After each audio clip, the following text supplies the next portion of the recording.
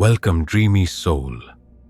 Tonight, I'll be your narrator, here to gently guide you toward calm and restful sleep. Before we start, don't forget to like this video and subscribe for more relaxing bedtime stories. Share in the comments where you're listening from and what time it is right now. And if there's a story you'd like me to tell next, I'd love to hear your suggestion. Now, let's begin.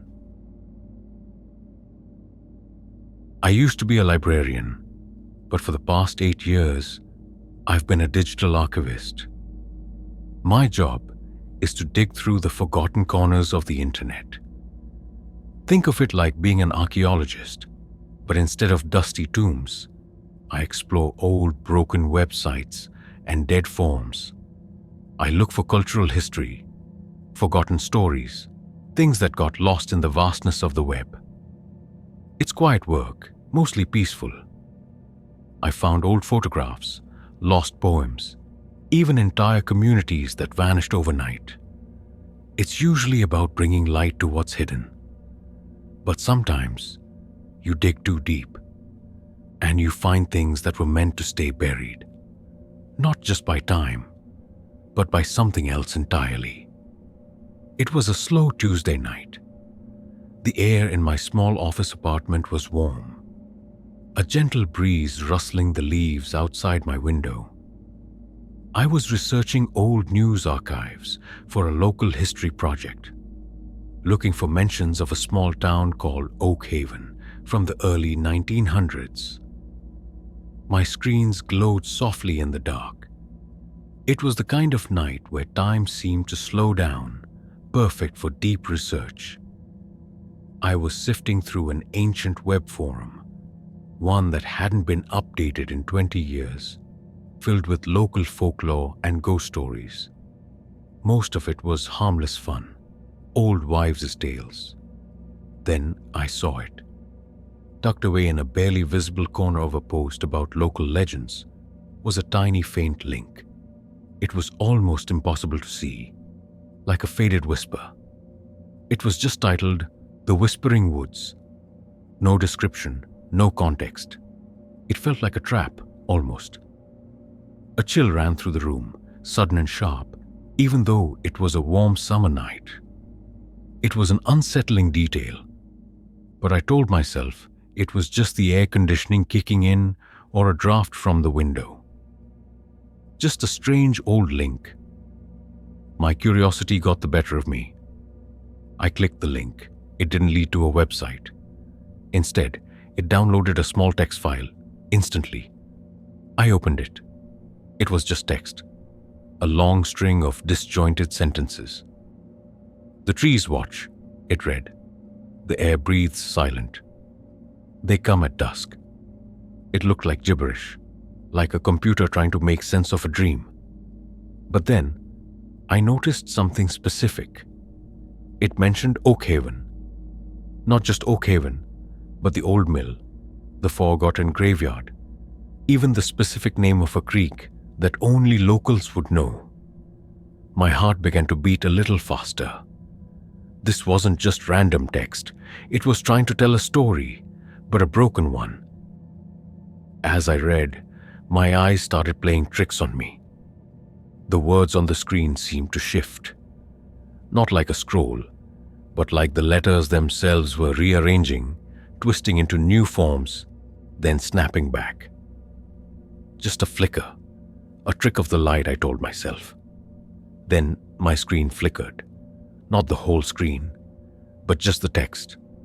It was subtle, almost imperceptible. And in my peripheral vision, I swore I saw a shadow pass behind me, quick and dark. I whipped my head around. Nothing. Just the quiet room, my books, my empty chair. My instincts were screaming that something was wrong, that this wasn't just a weird file. I tried to copy the text, thinking I could analyze it later, try to make sense of the strange patterns. As my cursor highlighted the first line, my entire computer froze. The mouse wouldn't move. The keyboard was dead. My screens displayed only the text file, unmoving, unblinking. A wave of cold fear washed over me. Then, from my speakers, a sound. It wasn't human. It was a robotic, childlike voice, thin and reedy, like something from a distorted music box. It whispered, "Sarah Jenkins." My name. My breath hitched, my hands were shaking. The voice continued, reciting some of the gibberish from the text file. "The bark feels cold. They know your steps. Beyond the edge." The words felt like they were crawling inside my head. On the screen, the text file blurred. The letters twisted and writhed, then coalesced into an image. It was a face distorted and unnatural, like a painting that had melted. Its eyes were wide, vacant, staring directly out of my screen. And then, the image shifted again. It was my own face. My face, but with eyes wide open, empty, mouth slightly agape in a silent scream. The robotic voice from my speakers echoed one last time.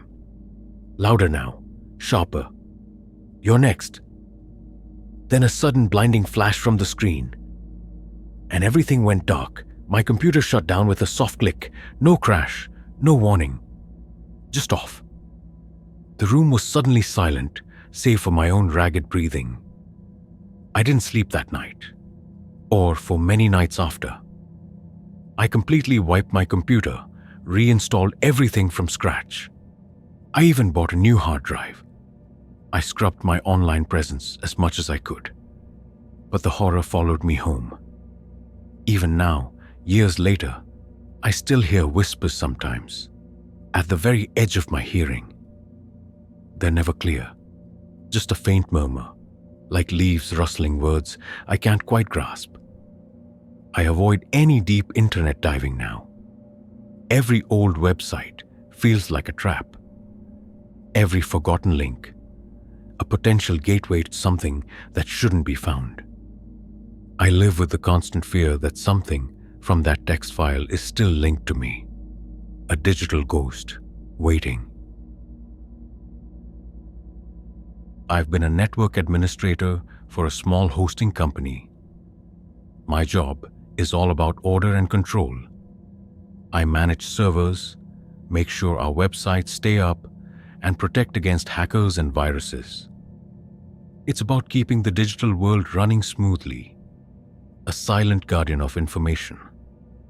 I've seen all kinds of cyber attacks, from simple malware to complex distributed denial of service attacks.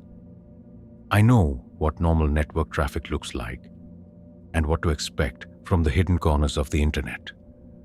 But sometimes, you see traffic patterns that make no sense. Patterns that suggest something is trying to break out of the internet, not just into it.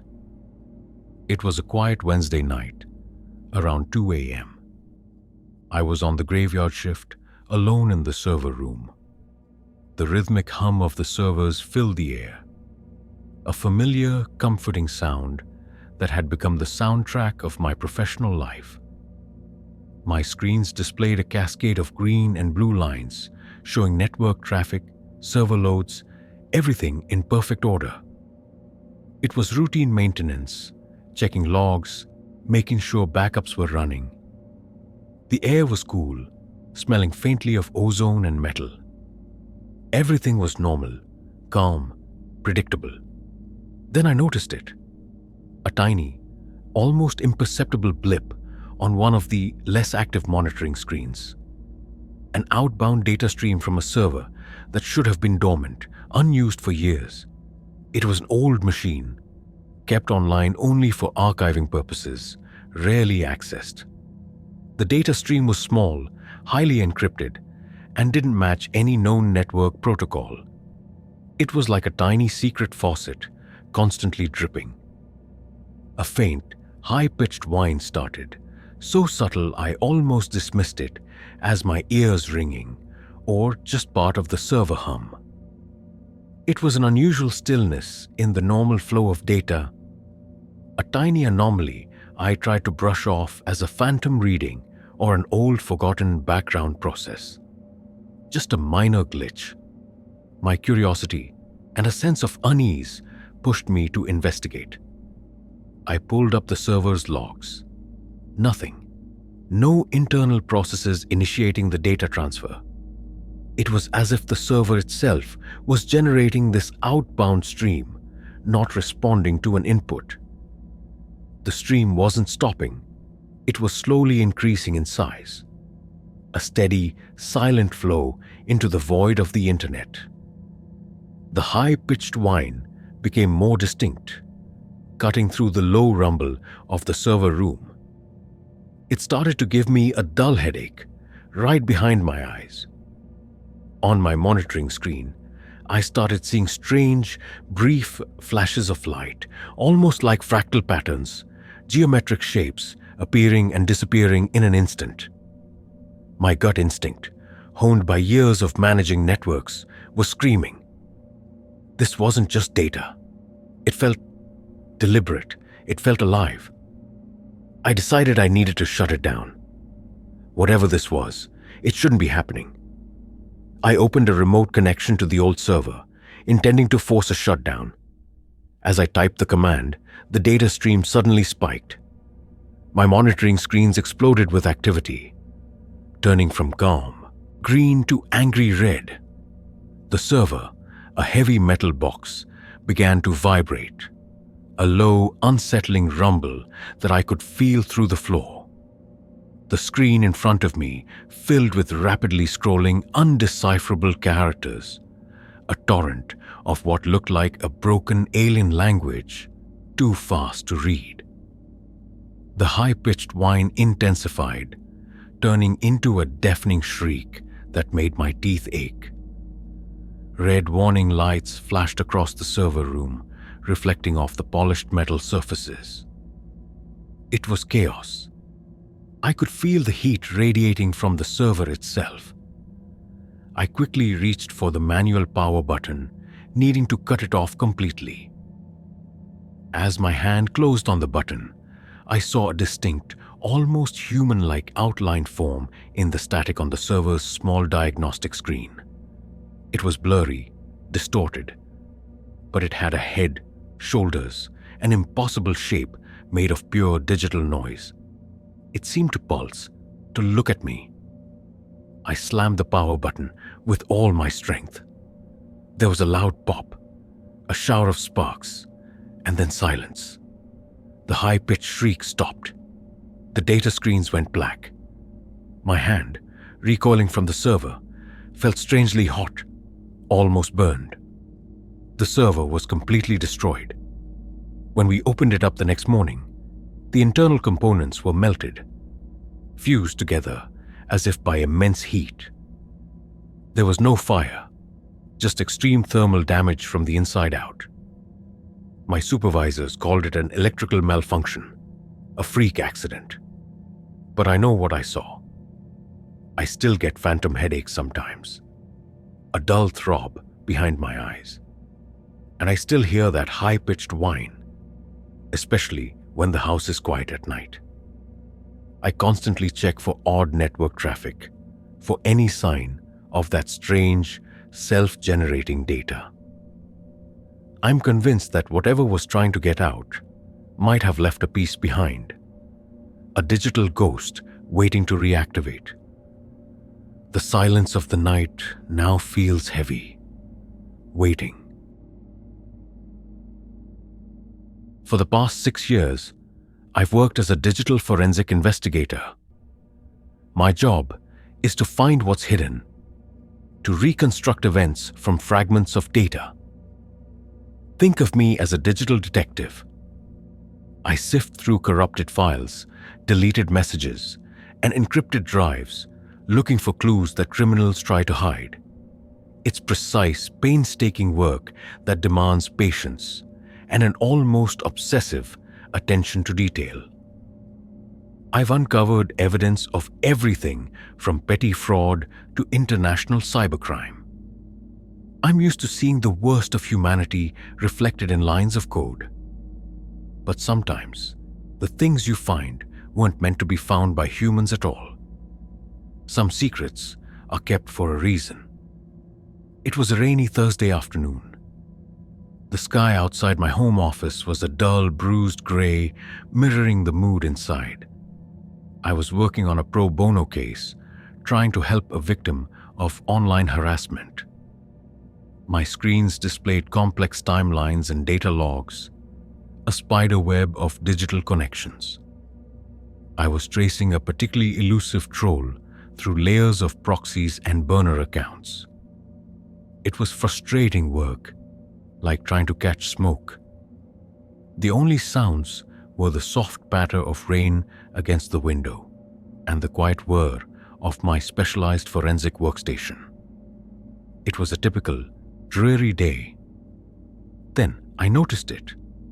A small encrypted file deep within a very old, seemingly empty hidden directory on one of the troll's compromised servers. It was labeled simply archive ... It was odd because the server was supposed to be completely clean, a dummy account. This file shouldn't have been there. It was like finding a perfect, polished stone in a barren wasteland.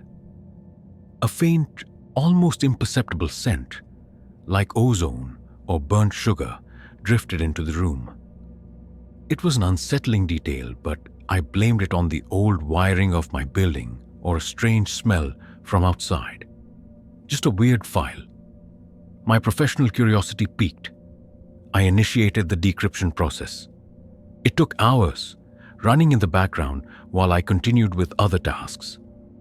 The odd smell lingered, growing subtly stronger. I started to feel a dull pressure behind my eyes, like a mild headache brewing. On the edge of my vision, the colors on my main monitor seemed to shimmer, just slightly. My instincts, trained to spot the smallest anomaly, were screaming. This wasn't just a tough encryption. It felt wrong. It felt like I was poking something I shouldn't. Finally, the decryption finished. The file opened, not as text or a video, but as a single image. It was a stark black and white photograph. It showed a figure, blurry and indistinct, standing at the edge of a vast empty landscape. But the landscape itself, it wasn't Earth. It was alien jagged rock formations under a sky of swirling dark clouds. The figure was vaguely human-shaped, but its limbs seemed too long, its head too small, its posture impossibly contorted. As I stared at it, the pressure behind my eyes intensified, turning into a sharp, piercing pain. The smell of ozone was now overwhelming, making my nose tingle. Then, the image on my screen began to move. Just a flicker at first, then a slow, deliberate animation. The figure in the photo turned its head. Slowly, impossibly. Its face was still blurry, but I could feel its gaze. It wasn't looking at the landscape anymore. It was looking out, looking directly at me. My blood ran cold. The headache became blinding, a sharp knife behind my eyes. I wanted to close the image, to shut it all down, but I couldn't move. My fingers were locked to the desk. The figure in the photograph began to walk. It took one long, impossibly slow step forward, its elongated leg bending at an unnatural angle. As it stepped, the alien landscape around it seemed to warp, to twist as if in pain.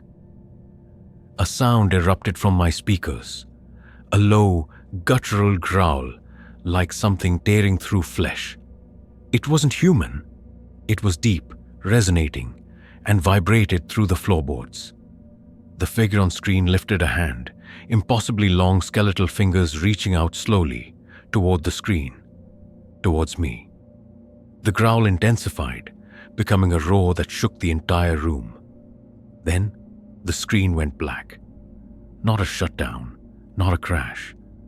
Just pure, absolute blackness, as if the light had been swallowed. The growling stopped, the ozone smell vanished. The headache instantly receded, leaving behind a dull ache and a ringing in my ears. The room was silent again, eerily so. My forensic workstation, a beast of a machine, was completely wiped. Every single file, every program, every bit of data was gone. Not corrupted, not deleted, just empty, as if it had never existed. My company's IT department found no trace of a hack, no virus. They said it was an impossible data corruption. But I know. I wake up in cold sweats, seeing that blurry, reaching figure. I feel a constant prickling sensation on my skin, as if something from that picture is still trying to reach out from the other side. The horror followed me home, and sometimes, in the quietest moments, I still smell a faint trace of ozone. I've worked as an independent software developer, specializing in data recovery and digital archaeology for antique systems. My work is about bringing the dead back to life, digitally speaking. I dive into old hard drives, defunct operating systems, and forgotten code bases, trying to retrieve lost information. It's a niche field, demanding an understanding of antiquated technology and a lot of patience. I've recovered priceless family photos, historical documents, and even entire creative projects thought to be lost forever. I love the challenge of piecing together fragments, of giving digital ghosts a voice. But sometimes, you find a voice that was never meant to be heard again. A fragment of information that should have remained eternally silent. It was a cold Friday morning. A fine mist hung in the air outside my small, cluttered workshop. Inside, the fluorescent lights hummed faintly over my workbench, which was covered in a graveyard of old circuit boards, dusty monitors, and tangled wires. I was working on a peculiar old hard drive, a relic from the early 90s brought to me by an antique collector. It was a curiosity, supposedly holding some kind of experimental software. It was challenging, but the kind of puzzle I live for. The only sound was the faint click of my tools and the low thrum of the ancient drive as it tried to spin. Everything was routine, a typical delve into digital history. Then I heard it, a faint, almost subliminal click from the ancient hard drive. It wasn't the normal, mechanical whirring I expected. It was a series of quick, deliberate clicks like Morse code, but without any recognizable pattern. It was just a rhythmic, unusual stillness from the machine, a sound that shouldn't have been there. My brow furrowed. I checked the drive's diagnostics. Everything showed normal operation. It was an unsettling detail, but I dismissed it as an old drive acting up, or perhaps some internal corruption I hadn't yet detected. Just a faulty drive. I continued trying to access the data. The clicking intensified, becoming more pronounced, more insistent. It felt like it was trying to communicate. My fingers, usually precise, felt clumsy. A strange heat started to radiate from the old hard drive. Not enough to be alarming, but enough to be noticeable. It wasn't just physical heat. It felt like a presence.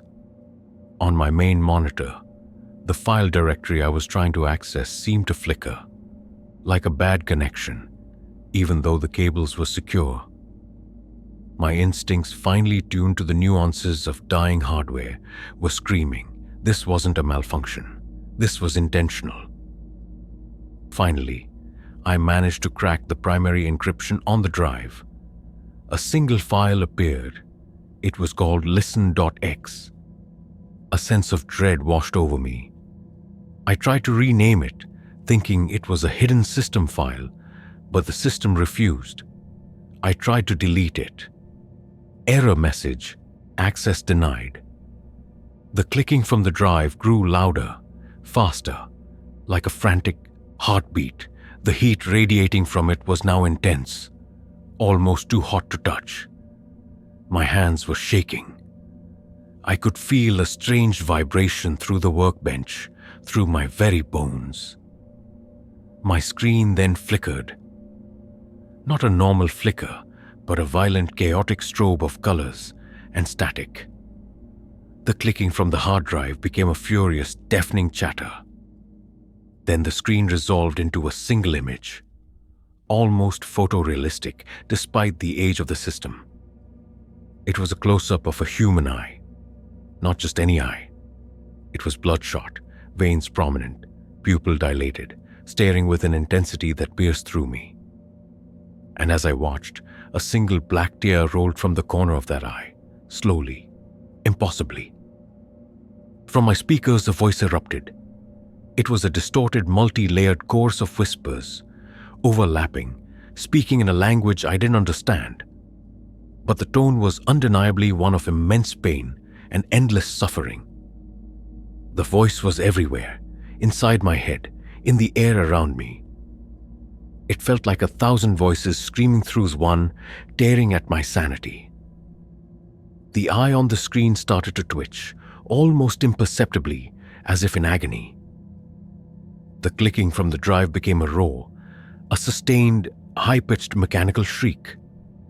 Then one voice, clearer than the rest, cut through the chorus. A child's voice, distorted and ancient, saying, "They listened, and now we hear." Then a sudden piercing screech, and everything went dark. The hard drive died. My computer crashed. Sparks flew from my workstation. The workshop plunged into silence, broken only by my own ragged breathing. The hard drive was completely fried. Beyond any hope of recovery, my entire workbench was scorched, like it had been hit by a lightning bolt, though there was no storm.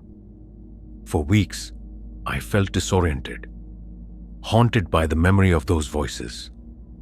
Sometimes, I still hear the faint echo of whispers in the silence, just at the edge of my hearing.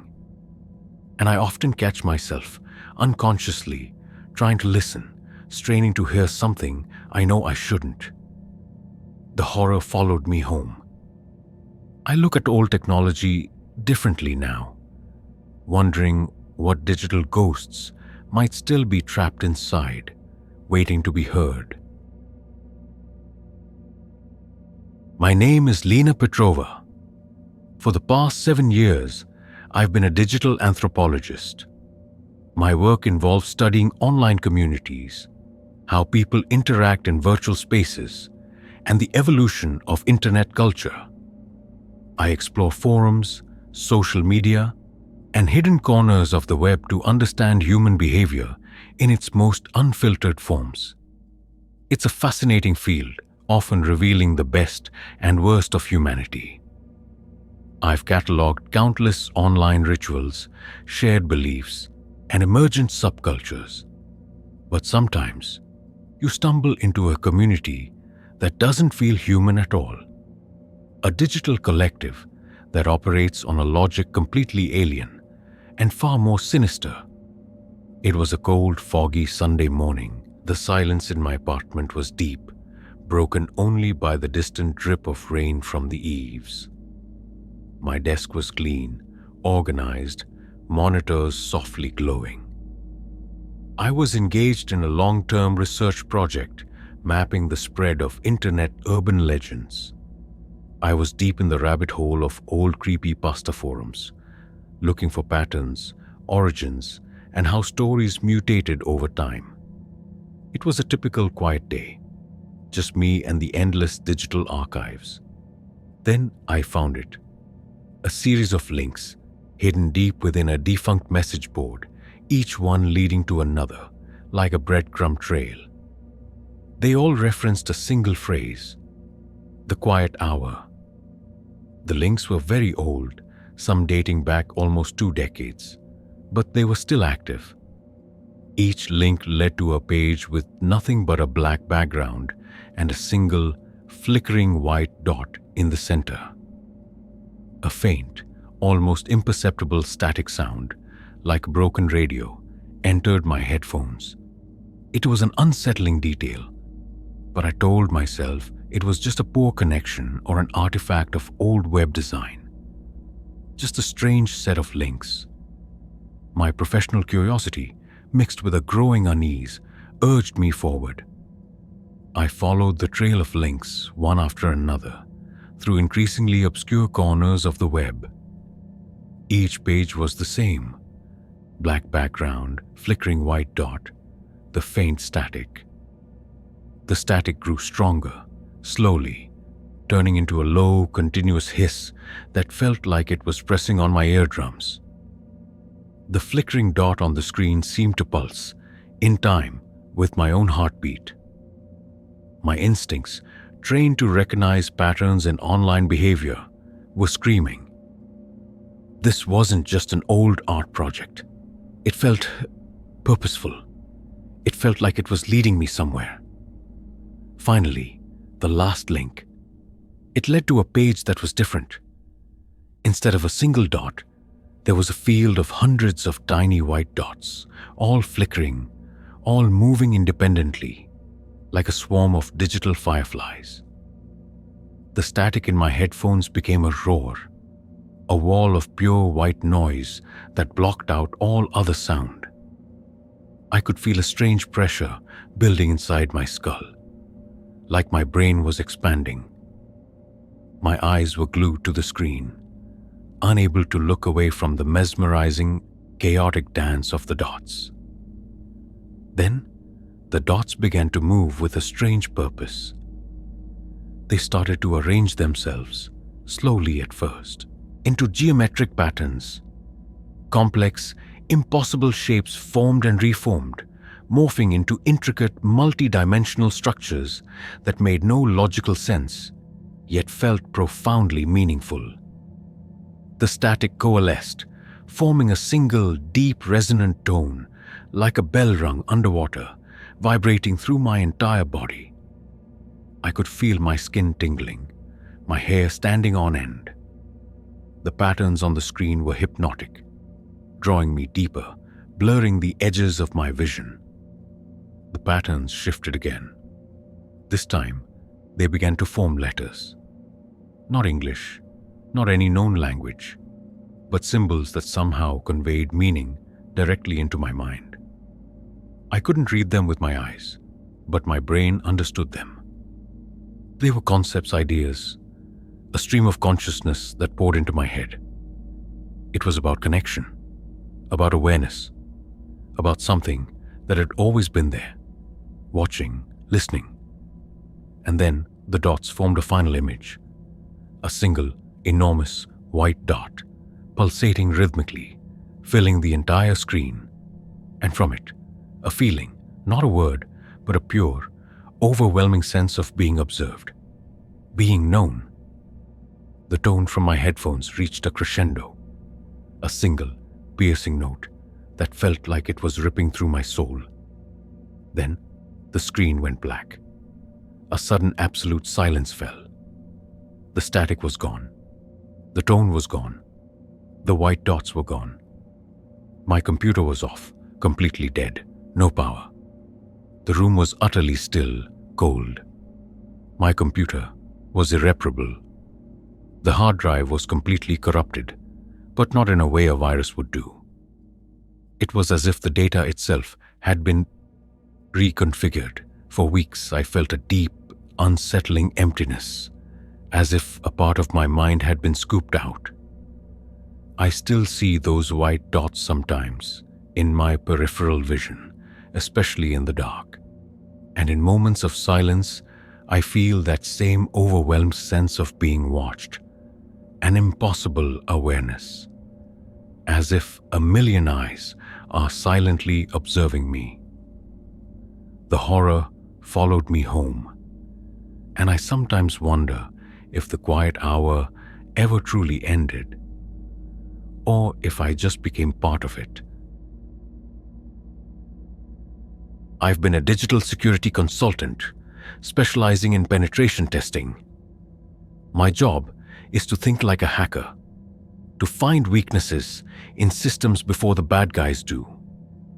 I break into networks, exploit vulnerabilities, and navigate the most protected digital fortresses. It's a high-stakes game of cat and mouse, where information is everything. I've seen some of the most sophisticated cyber warfare tools and the darkest corners of human ingenuity. I pride myself on being able to anticipate almost any digital threat. But there are some threats that don't follow rules, some vulnerabilities that aren't in the code, but in the very fabric of reality itself. It was a tense Monday morning. The air in my home office was thick with the smell of stale coffee and nervous energy. I was on a tight deadline, deep into a red team exercise for a major financial institution. My screens were a blur of code, network maps, and vulnerability reports. I was trying to find a zero-day exploit, a weakness no one else knew about, a backdoor into their heavily guarded systems. It was high-pressure work requiring absolute focus. The only sounds were the rapid clicks of my keyboard and the low hum of my powerful gaming PC pushed to its limits. Everything was about breaking in. Then I hit a dead end. Every path I tried was blocked, every exploit patched. It was frustrating, almost infuriating. But as I was reviewing some obscure DNS logs, I saw it. A single odd entry, a domain name that was nothing but a string of seemingly random characters, xq7t9y.onion. It was a dark web address, but unlike any I'd ever seen. It seemed to resolve from multiple, impossible locations at once, like a digital mirage. A strange, persistent flicker on the very edge of my vision, like a faulty fluorescent bulb. But the lights were fine. It was an unsettling detail, but I dismissed it as eye strain from staring at screens too long, or a bug in my monitoring software. Just a weird link. My hacker's instinct, the part of me that always seeks the path of least resistance or the most unusual challenge, kicked in. This anomaly intrigued me. I set up a secure, sandboxed environment, a virtual machine designed to contain any digital threat. And then I typed in the address. The page loaded instantly. It was completely blank, just white. No code, no images, nothing. Just pure, stark white. The flicker in my vision intensified, feeling less like a visual artifact and more like a physical tremor. A low, persistent ringing started in my ears, making it hard to concentrate. My gut, usually calm under pressure, was churning. My instincts were screaming. This wasn't just a dead end or an empty page. It felt like a trap. I tried to close the page, but my browser froze. The ringing in my ears became a painful shriek. The white page on my screen shimmered, then slowly began to darken. Not changing color, but as if a shadow was creeping across it, absorbing the light. The blank page became a canvas of swirling inky blackness. The flicker in my vision turned into violent flashes, overwhelming my sight. My hands were shaking uncontrollably. I could barely hold on to the mouse. As the page turned fully black, a single, pulsating red light appeared in the center of the screen. It pulsed slowly, rhythmically, like a heartbeat. But it wasn't a human heartbeat. It was too slow, too heavy, like the beat of some colossal, ancient drum. The ringing in my ears faded, replaced by that low, rhythmic thrumming, vibrating through my bones, through the desk, through the entire room. I could feel the hair on my arms standing straight up. The air itself felt heavy, thick, charged with an invisible energy. Then the red light began to expand. Slowly, steadily, It grew, taking on a blurry, indistinct shape. It was vaguely humanoid, but twisted, stretched, impossibly thin. Its edges pulsed with a sickly red glow. As it grew, a voice began to fill the room, not from my speakers, but from everywhere at once. A deep, resonating hum that vibrated inside my chest. It wasn't speaking words. It was pure sound, pure pressure, pure presence. It was a sense of utter, absolute wrongness, a violation of everything I knew to be real. The figure on the screen was now immense, towering, its red glow casting impossible shadows across my office. It felt like it was trying to push its way out of the screen into my world. The low thrumming intensified, becoming unbearable, making my very teeth ache. Then, with a deafening crack that felt like it tore the fabric of reality, my screens exploded. Not a soft pop, but a violent shower of glass and sparks.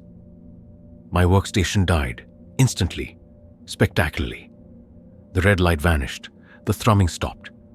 A suffocating silence descended, heavier and colder than any I had ever known. My workstation was a smoking ruin. The monitor was shattered, the computer tower a melted mess. The company's IT experts, after inspecting it, concluded it was an unexplainable, catastrophic hardware failure. But I know better. I still feel that low thrumming sometimes, especially when I'm alone in a quiet room. And in the dark, I see the lingering afterimage of that pulsating red light, etched onto the inside of my eyelids. The horror followed me home, and I sometimes wonder if it didn't just break out of the screen, but broke something inside of me too. I've been a digital curator, specializing in preserving online art and digital folklore.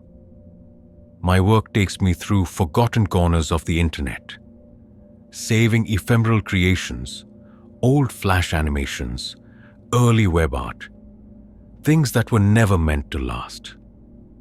It's about archiving digital ghosts, giving them a permanent home.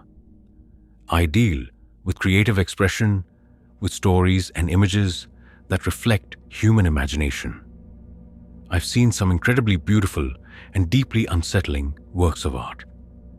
But sometimes, you find a piece of art that wasn't created by human hands or for human eyes. A creation that seems to have manifested from the very fabric of the digital world itself. It was a quiet Tuesday evening. Rain lashed softly against my studio window, providing a soothing backdrop to my work. My monitors displayed a kaleidoscope of colors and forms as I categorized old experimental websites from the early 2000s. I was focused on a particular web ring, a chain of linked sites, known for its surreal and often unsettling art.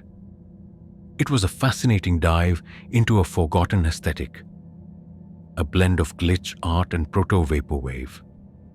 The only sound was the rhythmic tapping of my keyboard and the gentle whir of my graphics card.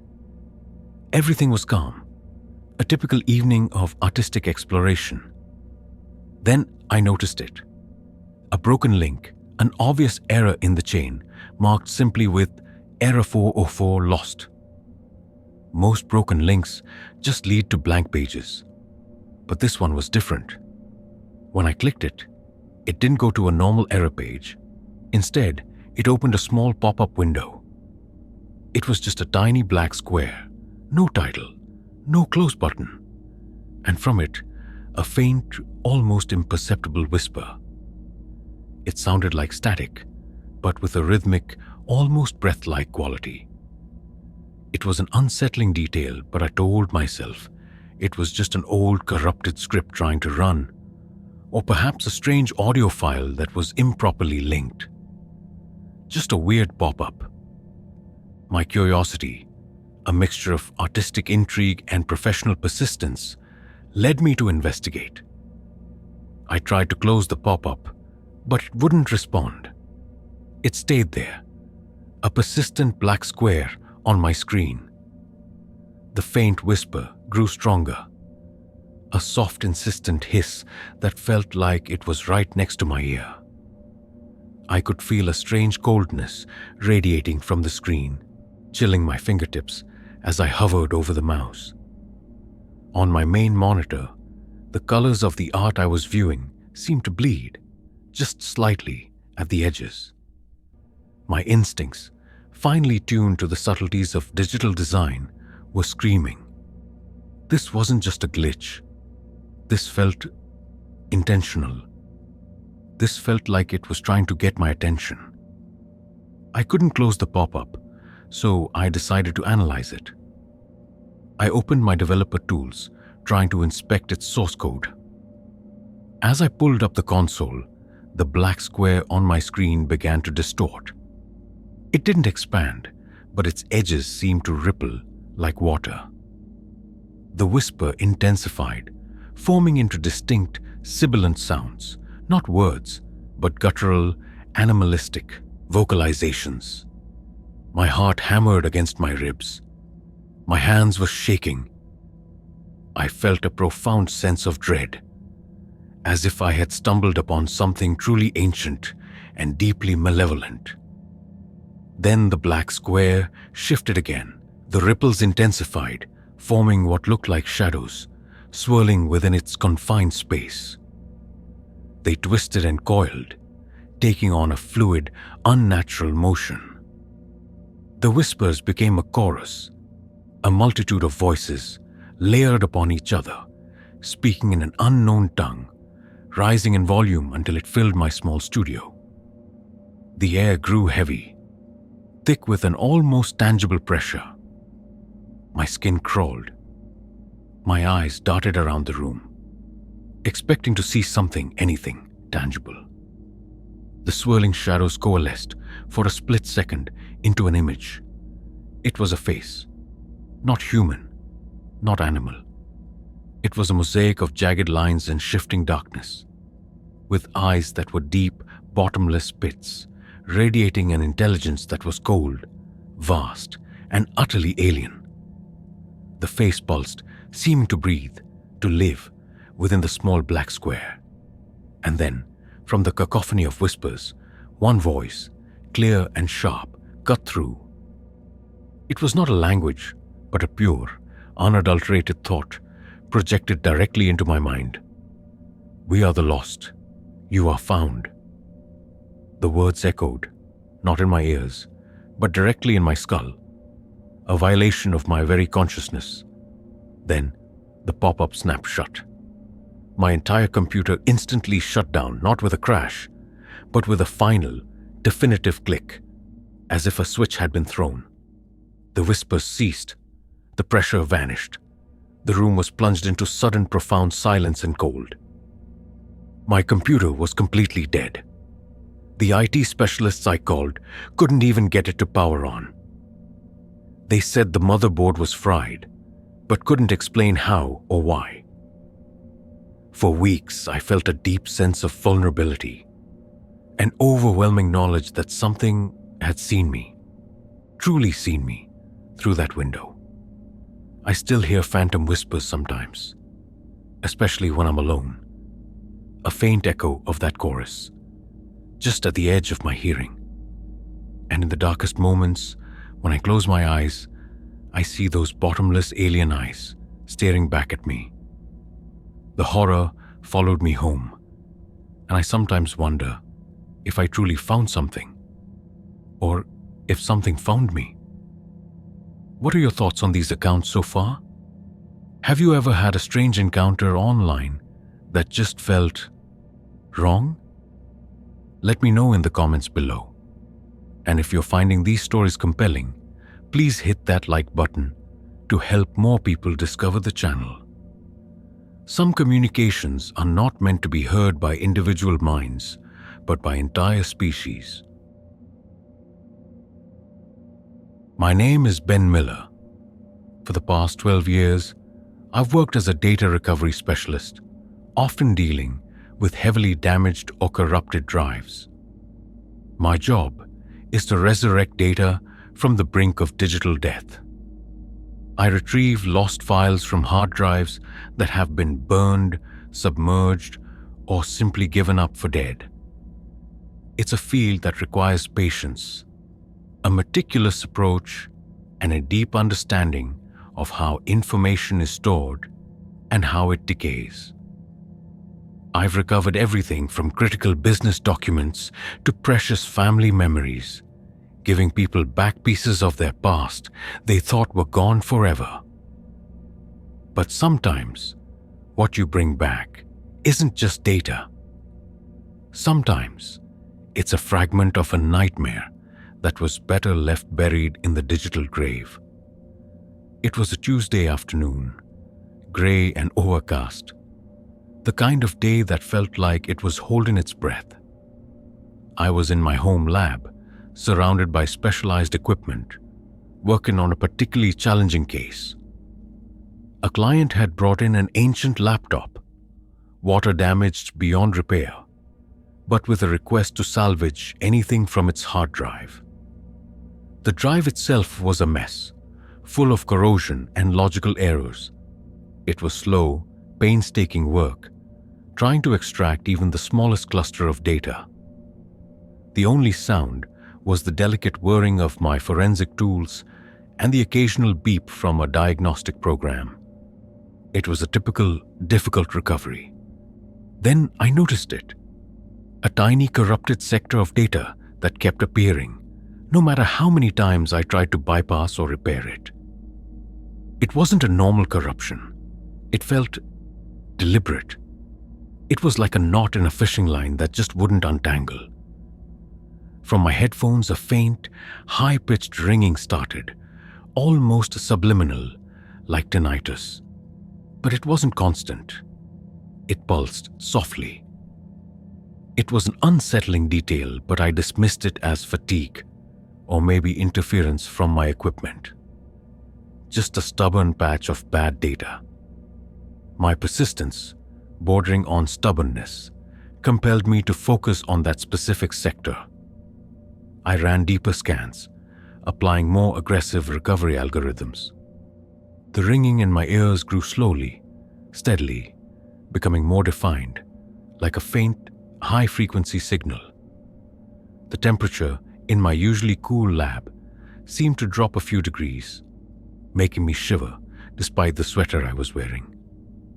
On my main recovery screen, the visual representation of the data I was sifting through started to show faint, pixelated patterns, almost like faces, appearing and disappearing in the noise. My instincts, honed by years of diving into corrupted drives, were screaming. This wasn't just data decay. This felt alive. Finally, after hours of intense processing, I managed to extract a single file from that corrupted sector. It was a video file, extremely small, barely a few seconds long, with a strange, unreadable file extension. A wave of apprehension washed over me.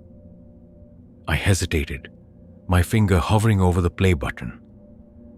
The ringing in my ears was now a persistent, sharp whine, making my head throb. The lab felt impossibly cold. I could feel a strange tension in the air, like static electricity before a storm. I clicked play.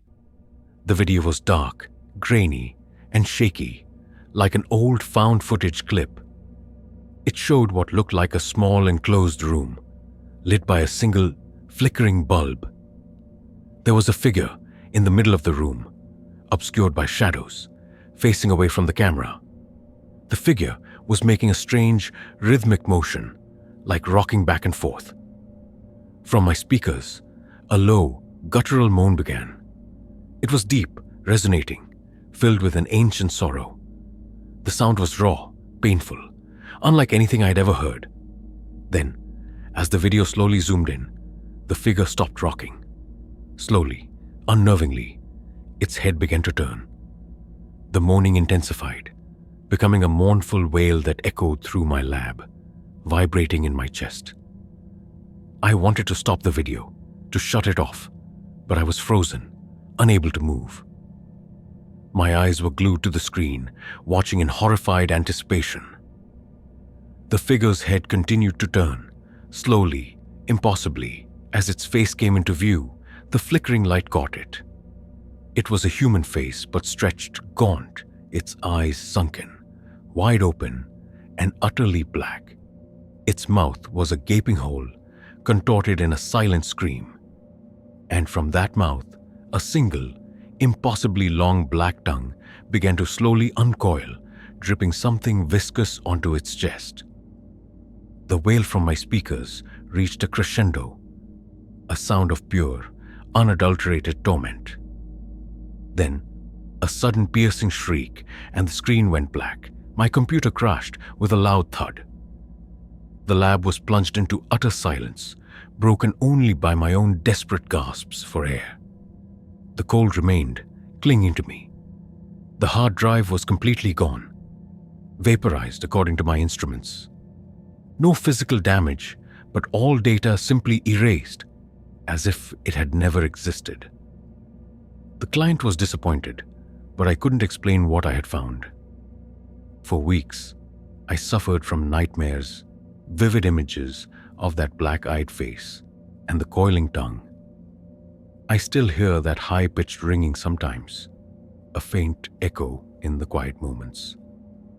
And whenever I work on a particularly corrupted drive, I feel that chilling coldness and an overwhelming fear that I might unearth another fragment of someone's eternal digital torment. The horror followed me home, and I now know that some data isn't lost. It's trapped. My name is Kevin Zhang. I've been a live stream moderator for a popular online gaming platform. My job involves sifting through thousands of live streams daily, ensuring compliance, dealing with toxic behavior, and sometimes catching glimpses of the truly bizarre. I've seen everything from funny glitches to shocking acts of online harassment. It requires a quick eye, a steady hand, and an ability to make split-second decisions about what content is appropriate. I'm used to the unpredictable nature of live internet broadcasts. But sometimes, you see a stream that doesn't fit any category. A broadcast that feels less like a person playing a game and more like a window into something profoundly, impossibly wrong. It was a late Friday night, nearing dawn. My apartment was dark, lit only by the glow of my multiple monitors. I was on the overnight shift, monitoring a series of obscure gaming streams from various countries. Most were quiet, a few viewers, peaceful gameplay. I was sipping cold coffee, ready for the end of my shift. The only sounds were the faint click of my mouse and the muffled audio from the various streams, a mix of game sounds and quiet commentary. It was a typical, uneventful end to the week. Then I saw it. A new stream popped up on my dashboard. It had no title, no streamer name, and 0 viewers. It was just a blank entry, but it was live. My job was to check every new stream. It was unusual, because streams usually need a title and a user account. This one had neither. It was like a ghost broadcast. From the stream, a very faint, almost inaudible hum emerged, like a distant, lonely note. It was an unsettling detail, but I told myself it was just a technical glitch, or perhaps a test stream from a new user. Just a broken link to a stream. My professional duty, combined with a growing sense of unease, led me to click on the stream. It loaded instantly. The screen was black, still no title, no user info, and still 0 viewers, even though I was now watching. The hum grew slightly stronger, a low, resonant thrum that felt like it was coming from inside my head. The black screen seemed to pulse, very subtly, with the rhythm of that hum. My instincts, trained to spot anything out of place on a live broadcast, were screaming. This wasn't a technical glitch. This felt purposeful. It felt like it was waiting. I tried to close the stream, but the tab froze. The hum intensified, becoming a pervasive, droning sound that vibrated through my bones. My mouse wouldn't move. My keyboard was dead. My eyes were locked onto the black screen. I could feel a rising panic in my chest, a desperate need to break free. Then, a single white pixel appeared in the exact center of the black screen. Just one tiny dot. It pulsed slowly, in time with the droning hum. As I watched, mesmerized and terrified, the pixel began to subtly change color. From white, it shifted to a very faint blue, then green, then yellow, then orange, then red. With each color change, the hum subtly altered its tone, becoming deeper, more resonant. It felt like a countdown. My hands were clammy, trembling. I could feel sweat beading on my forehead. The pixel turned a deep, ominous red. The droning hum became a deafening single note that felt like it was tearing through my eardrums. Then, the pixel began to expand. Not just grow larger, but to unfurl like a flower blooming in reverse or a wound opening.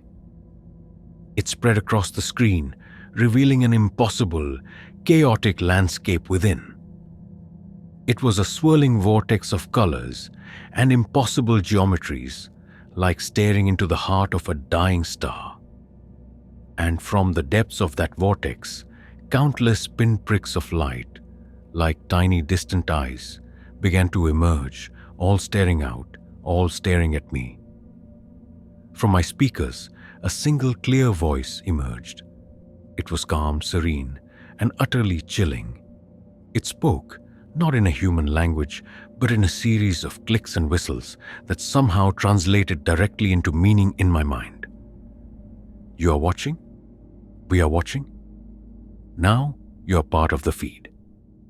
The voice paused, and the countless tiny eyes in the vortex seemed to blink in unison. The broadcast has begun. The droning hum reached an unbearable intensity, then suddenly cut off. Then my screen went black. Not just the stream, but my entire setup.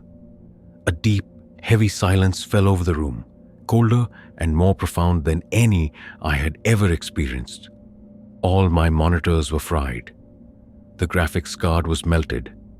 My computer was completely dead, beyond any hope of repair. My colleagues in IT said it was an impossible power surge, but they found no evidence of one. For weeks, I felt like I was still on air, that my life was now part of an endless, silent broadcast. I still see those tiny pinprick eyes sometimes, in the dark corners of my vision. And in the silence of the night, I hear a faint, almost imperceptible hum, a constant reminder. The horror followed me home, and I sometimes wonder if I'm still just a viewer, or if I've become the content. Where are you watching from right now? Take a moment and share it in the comments below. It's always fascinating to see how far these stories travel. If you've made it this far, thank you for joining me on this journey into the digital abyss. These stories, these raw and unfiltered testimonies, remind us that the internet, in its deepest, darkest corners, holds secrets that can change us forever. Some communications are not meant to be heard by individual minds, but by entire species.